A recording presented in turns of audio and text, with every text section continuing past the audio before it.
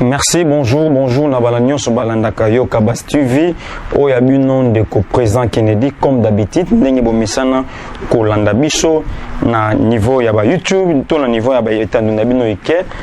Vraiment, comme d'habitude, les lots, toko partager, les Kambotali, moi, information, c'est belé, ma casse les lots. Toko Yebisabino, visite spéciale, Oyo, et il y a un allié de taille, l'ancien président de la République Yakala, Joseph Kabila, Kanambe Hippolyte Kazembere. Toko parler bino, visite, Oyo, les lots, il y a un allié de taille, beaucoup de awa, parce que, bilo kwa boye, ceux qui président Kennedy a fait une montée, bon, on place nous souter. Le long de Bokoyoka, un allié de taille, il y a un ancien président de la République Yakala, Kanambe Hippolyte Kazembere, le fils, le Rwanda tanzanien, le fils à Tonto Moutouale. Allié de taille, Azali, ministre des Affaires étrangères chinois, comme on a eu Yang. Yang a écouté la ligne A en RDC. Et puis à cause de combien de jours, à ne pas oublier pourquoi visite il y a ministre des Affaires étrangères chinois pourquoi visite naie et puis à cause de la ligne A on a 4 ya RDC azokutana na mkonzamboka lelo plus tard si tout va bien jeudi azozong bobo sanate na 4 ya monde bato bato diriger monde les américains. Deuxième pays, c'est les Chinois. Troisième pays, c'est l'IRSS. Dans le régime ancien, régime à Kabila, presque après ça qui est chinois, 80% de richesse à RDC. Contrat wana et si la quitté. Il y a un contrat là chinois, après ça chinois, 80% de richesse à RDC. Maintenant, Kabila qui Atiki Congo n'a pas ferté.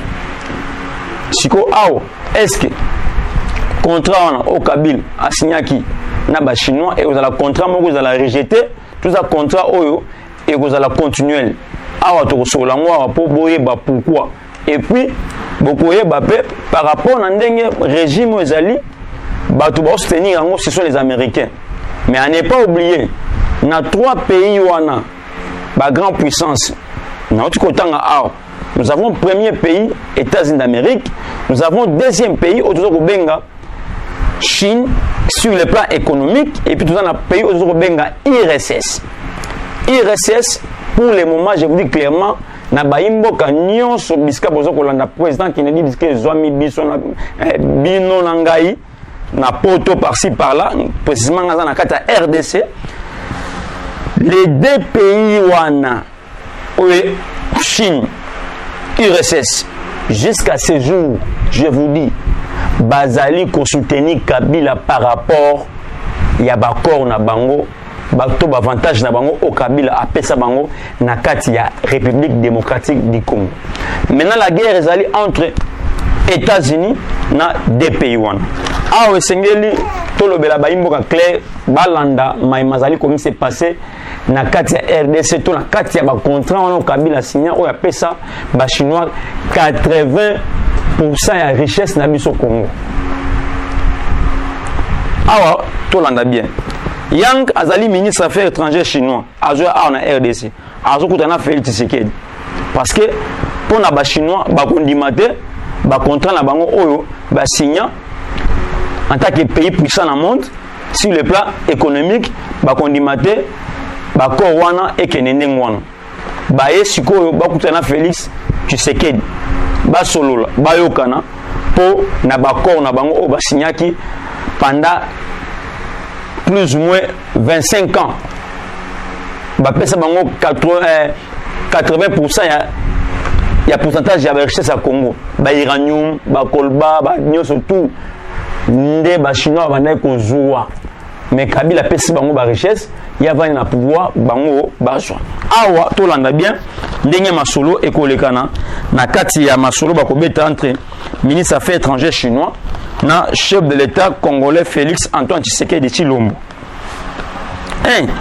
Yang aeli ba contrat na bango o ba signaki na Kabila et pas Tshisekedi. Ba contrat on a ba signé na Kabila ce que ministre affaires étrangères ayeba au Canada président de la République est-ce que à cause de d'accord na 80% wana to ba ko réduire 80% wana. Première des choses. Deuxième des choses, est-ce que les États-Unis d'Amérique au Bazali partenaire direct qui a fait Tshisekedi bakondima Tshisekedi a collaboré na ba chinois to bakondima Tshisekedi a continué accord ya Chine ou ya Chinaki na Kabila. Point d'interrogation. Et là qu'on a le long de soit au plus ou moins tokoyeba qu'est-ce qui va se passer entre les ministres affaires étrangères chinois oyo akoya awa akosala plus ou moins 24 heures na kati ya RDC. Wana eloko liboso sengeli toyi bango pour le moment. Deuxième des choses, États-Unis en tant que partenaire direct au pays allié à RDC. Bon, vous avez kolanda affaire Minembwe parce que awa sengeli tout le bilan clair. États-Unis soit occidentaux ba pesa ka pambate. Ba pesi yo pe opesi bango.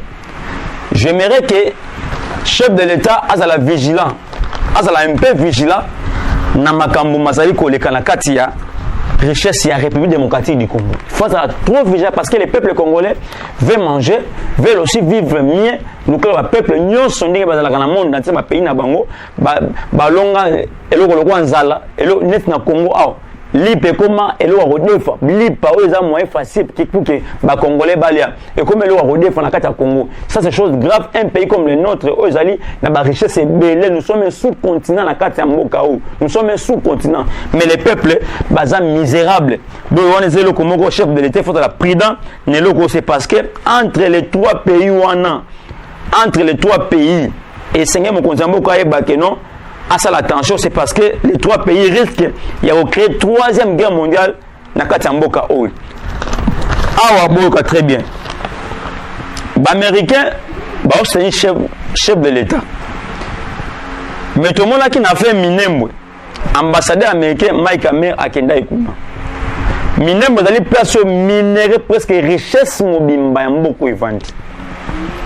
Place richesse mobimba mboka evandi presque na Minembwe na niveau ya Sud Kivu. Awa sengeli tolobela ngo clairement. Bon utaki comment na chef ambassadeur américain Mike Hammer akenda kuna tangu ubewa wazali ministre de décentralisation anomaki bourgmestre moko kuna na Minembwe na commune na Minembwe. Bote komona comment ambassadeur Mike Hammer akenda kokoma na koma kuna moi situation moke emekaki moi un peu congelé.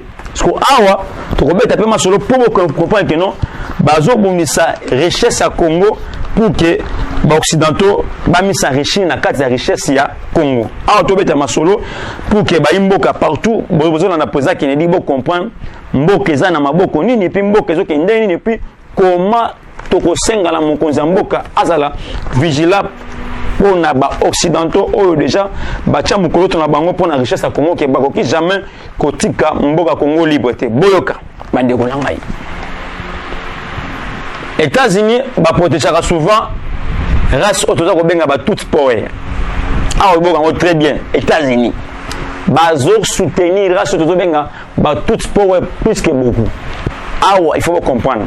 Donc le chef de l'État il faut être vigilant makas na makambo ne le kanakatia stratégie ya ba Rwandais stratégie même il y a quelques pays il y a ba occidentaux Azaria Surubewa na niveau Afrique du Sud awa ba imbo que faut ba comprendre na niveau ya Afrique du Sud Azaria Surubewa na hôtel Biska o azal logé bakuti aosala ba réunion ya ba tout sport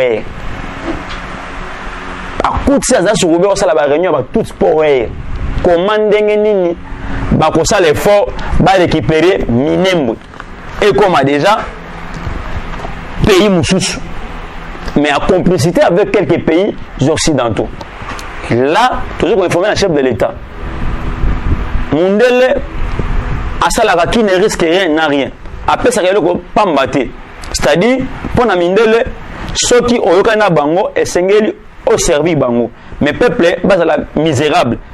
Pour na Mindele bangi non, tu sais que selon États donc pour les États-Unis d'Amérique jusque là, comment expliquer États-Unis d'Amérique au azali allié majeur ya Tshisekedi ya Congo mais bazo continue ko bomba batna est récemment avant ba fête on a tué une jeune maman de 27 ans d'âge de 27 ans azana bana misatu les assaillants arrivent dans ndako na ye babomi mwasi wana ozana bana misatu mena bana wana batikali ba orphelin bandeko wana ya bandeko na so est bandeko bako continuer ko souffrir très combien longtemps bako souffrir tingonga nini c'est que ba pema comme vérité les États-Unis ba yebi guerre wana ozali ko lekana niveau ya est bazali complice ya makamto za ko lekana niveau est pourquoi parce que jusque là tu sais que d'animi na noté considérer ba américain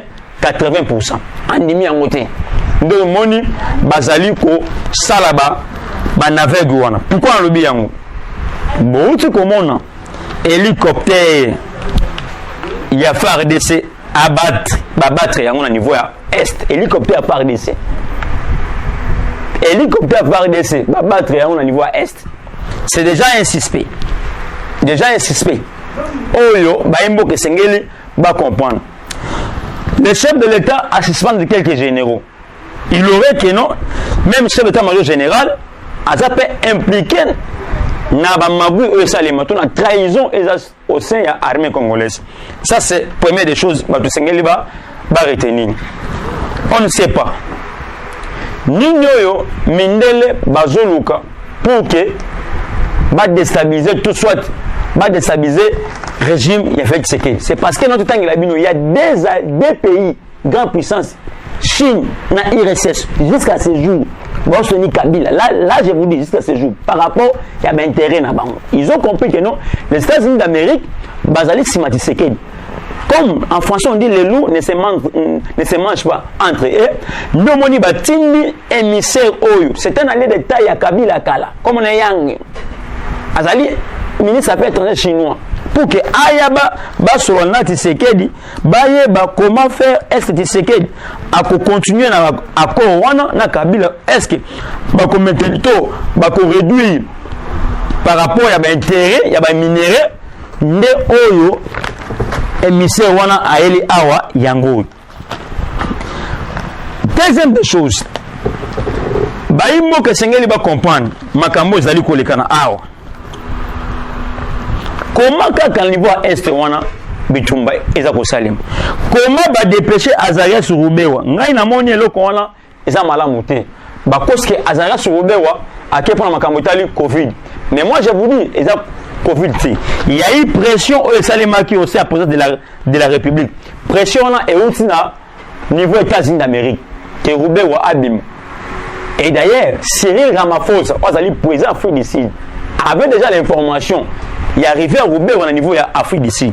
Prévenez, Roubaix a sali ba réunion dans l'hôtel Afrique du Sud. Azaki la communication na Paul Kagame. Non seulement Paul Kagame, mais Roubaix a sur la communication. Na quelques branches, il y a des départements américains. Pour na intérêt na bango égoïste et puis privé, il y a tout sport oyo puis ba États-Unis d'Amérique ba soutenir race wana.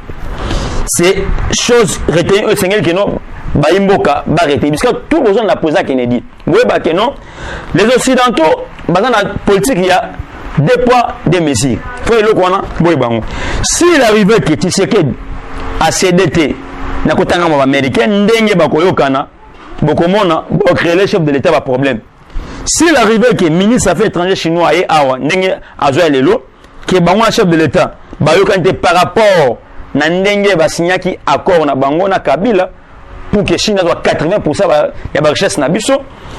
Là okoyoka comment ba ko pression chef de l'état soit ba combattre chef de l'état na niveau est-1.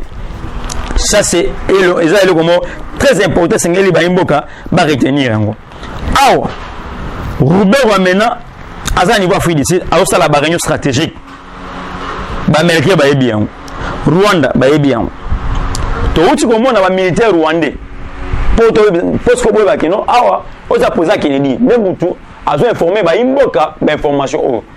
On a posé Kennedy, on a posé Kennedy, on a donc, na likolo la kima ki kanka blague té.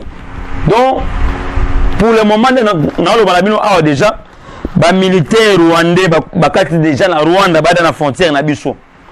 Pour le moment ndé na zo balabino awa ba militaire rwandais ba quoi kati déjà frontière ba kati déjà frontière ba se diriger vers Bandundu. Vers Bandundu dans un moment là sabino il y a déjà des militaires rwandais déjà ba ko dans la frontière na biso. Service à renseignement, vous êtes déjà au courant de ça. Donc vous devez faire un effort, hiérarchie, pour ça un effort pour calmer l'hémorragie. C'est déjà un danger permanent au Esawan. Olive Lembe. Moutoumou côté, à l'objet que non, yolo mwamboka ou non. Les mabezanini. Baimboka, Balobi, c'est lui qui a commis des crimes, des guerres, crimes contre l'humanité. Mobali Oyobala, comme on a Kanambe, Hippolyte, Kazemberembere, les Rwandais aux Tanzaniens, les fils à Tonton Moutouane. Il y a un créé la guerre union sur one.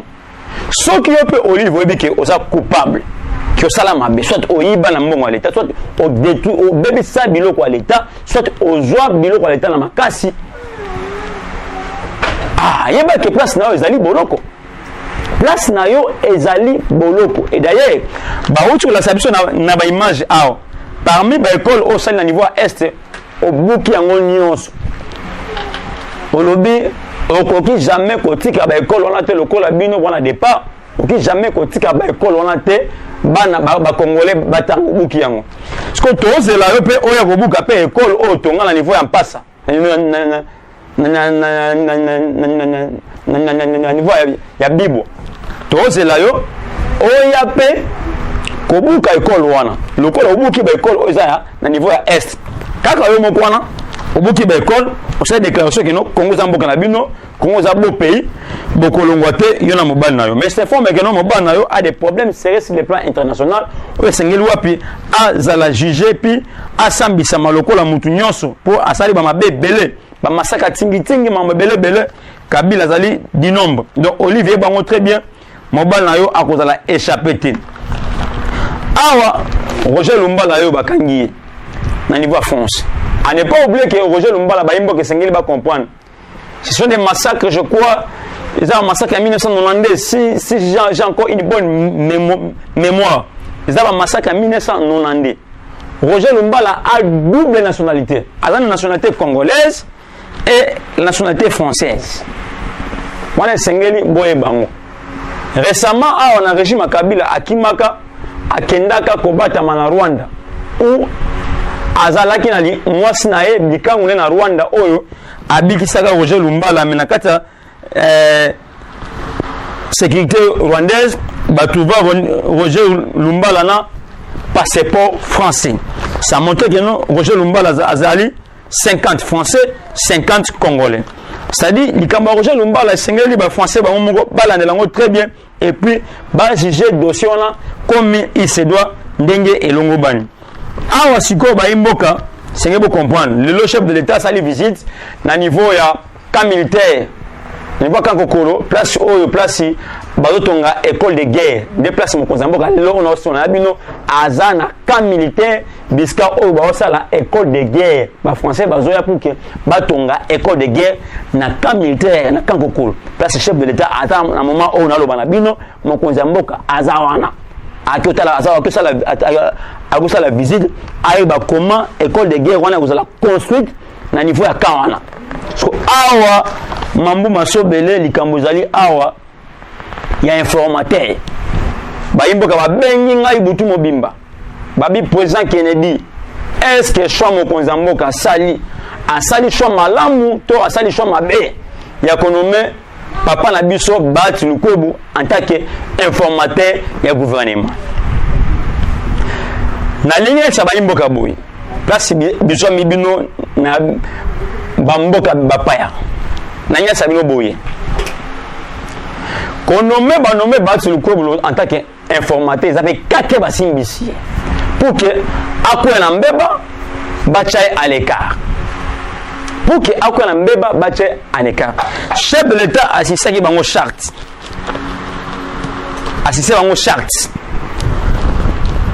tous les leaders politiques oh mokonzi mboka ayambaki assisté bango charte bako travailler selon vision naie parce que au moment où je vous parle lelo assemblée nationale basé na carte assemblée nationale baosa la bureau définitif de l'Assemblée nationale.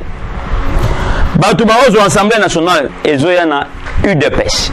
Celui de l'UDPS, nous avons encadré Assemblée nationale. Malgré ces gens, baye na carte union sacrée, mais je vous dis clairement que non.